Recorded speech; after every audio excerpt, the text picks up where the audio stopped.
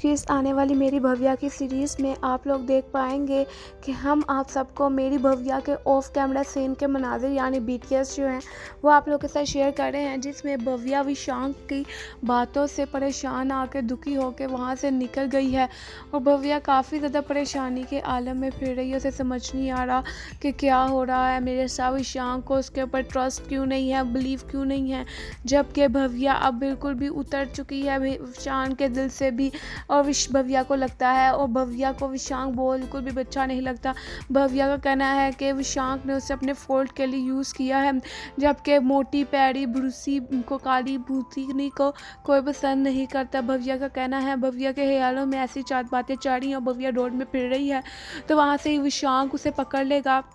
और विशांक भव्या के पीछे था। विशांक जैसे ही भव्या को गाड़ियाँ ऑटो वगैरह लगने लगा, विशांक भव्या को पकड़ लेगा और भव्या और विशांक का रोड पर रोमांस स्टार्ट हो जाएगा। भव्या विशांक को कहेगी कि मुझे छोड़ो, लेकिन विशांक नहीं छोड़ा होगा। भव्या फिर आगे हाथ छुड़ाकर जाने की कोशिश करेगी, लेकिन विशांक भव्या को फिर अपनी तरफ घसीट लेकर कहेगा कि भव्या अकल करो, मैं तुम्हारी जान के साथ नहीं खेल सकता, तुम्हें मुझ पर बिल्कुल भी ट्रस्ट नहीं है, तुम मेरे फैमिली मेम्बर से भी बदतमीज़ी करती रहती हो, ये सब कुछ मुझे बिल्कुल भी पसंद नहीं। मैंने हर सबको छोड़ सिर्फ तुम्हारे पे ट्रस्ट किया और तुम्हारे ही सपोर्ट किया, लेकिन तुम इस काबिल नहीं हो, तुम तो मेरे फैमिली मेम्बर्स को भी अपना नहीं समझती और ना ही मुझे। तुम्हें बिल्कुल भी यकीन नहीं आ रहा कि मुझे अब तुमसे सच्ची मोहब्बत हो गई है। भव्या कहेगी कि बस अब मैं तुम्हारी ढोकलेबाजियों में नहीं आने वाली, अब मुझे तुम्हारे हर एक अल्फाज, हर एक लफ्ज़ मुझे झूठ लगते हैं,